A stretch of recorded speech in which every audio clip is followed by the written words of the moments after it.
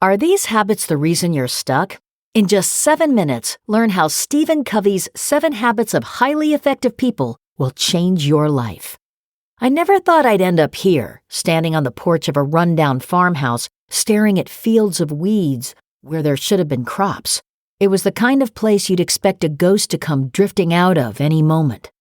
I inherited this farm after my father passed. He was a good man, but let's just say keeping the farm in shape wasn't one of his strong suits. The barn was falling apart, the fences sagging, and the tools were rusting away in the shed. I could have walked away, but something inside me wouldn't let that happen. I knew if I didn't step up and take responsibility, no one else would. That's where my journey began, right here, where the weeds grew taller than I stood. I had to learn fast. That's when I stumbled upon the 7 habits. They weren't just words on a page. They were the very lifeblood that kept this place and me alive. Let me tell you how. The first lesson I had to embrace was put first things first. On a farm, there are always 100 things that need doing, and I was drowning in them. Fences to mend, weeds to pull, animals to feed. It's easy to get caught up in whatever feels most urgent. But I realized the urgent wasn't always important.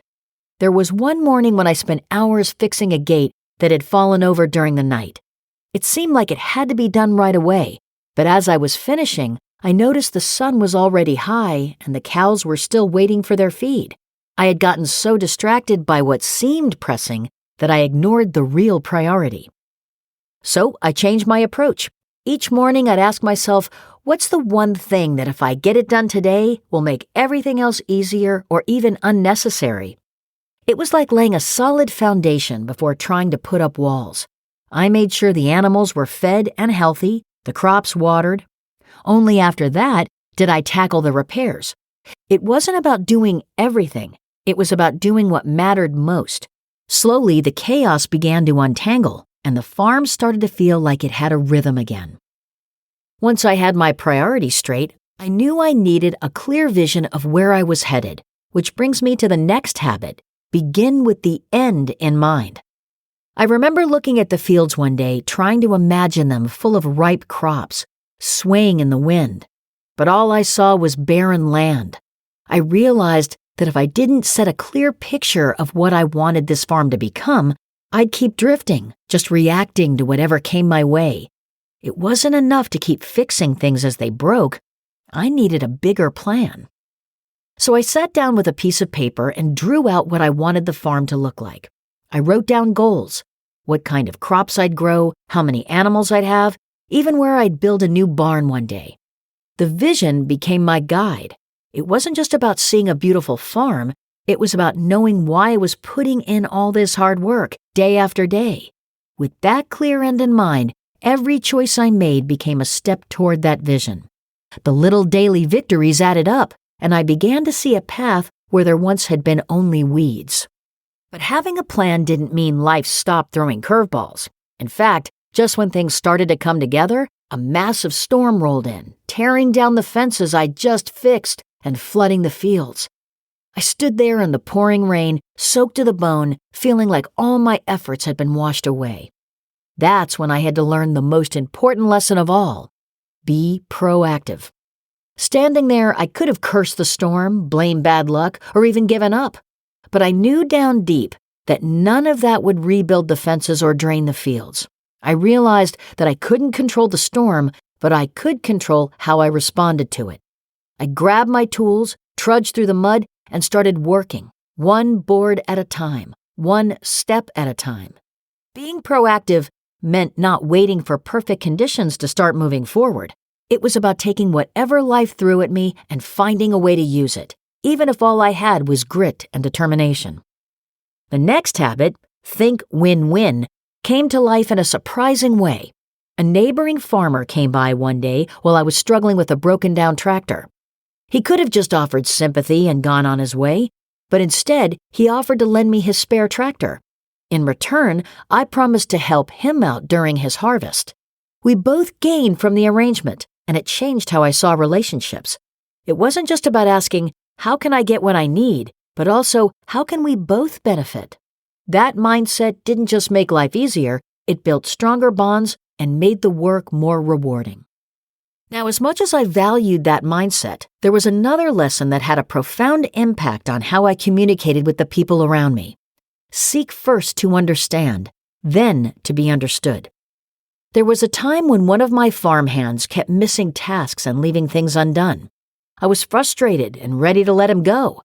But before I did, I sat him down and asked him to share what was going on. Turned out, he had been dealing with a sick family member and was completely overwhelmed.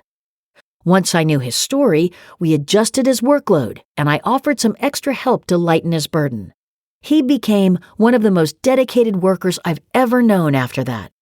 It taught me that people aren't always lazy or careless. Sometimes they're just struggling with battles you can't see. Listening first made all the difference. Then there was synergize. This wasn't about just working with others. It was about making the whole greater than the sum of its parts. One time, we were racing against the clock to bring in the harvest before another storm. Everyone had their own way of doing things, and at first it was chaos. But then we came together, shared ideas, and figured out how each person could play to their strengths. One was great with machinery, another with sorting and packing, and together we made it happen just before the first raindrop hit. That's what synergy does. It creates something better than any one person could achieve alone. And finally, there's sharpen the saw. After weeks of hard work, my body was aching and my mind felt like a fog had settled over it. I kept pushing, thinking that's what needed to be done. But then it hit me. I wasn't doing anyone any good by wearing myself down. Took a day off, not just to rest, but to rejuvenate. I hiked up to the hill behind the farm where I could see the entire valley spread out before me. I took a deep breath, felt the breeze on my face, and let the tension slip away. It wasn't just rest, it was renewal. When I came back, I was sharper, stronger, and more focused. I realized that sometimes the best way to get ahead is to pause and take care of yourself. These habits turned a dying farm into a place of growth and abundance. They weren't just tasks to check off a list, they became the way I lived, the way I faced each new day. The rains still come, and there are still tough seasons, but I've got the tools to handle whatever life brings. If you're feeling stuck, if it seems like no matter how hard you try, things just don't change, start with one of these habits. Let it take root. Let it grow inside you. It won't be easy, but neither is staying where you are. Now, if you're ready for the next step, click here to watch how to be different from others and why you should. Because the world needs more than just another face in the crowd. It needs people who are willing to stand out. Thank you for sharing this journey with me. Remember, every harvest begins with the seeds you plant today.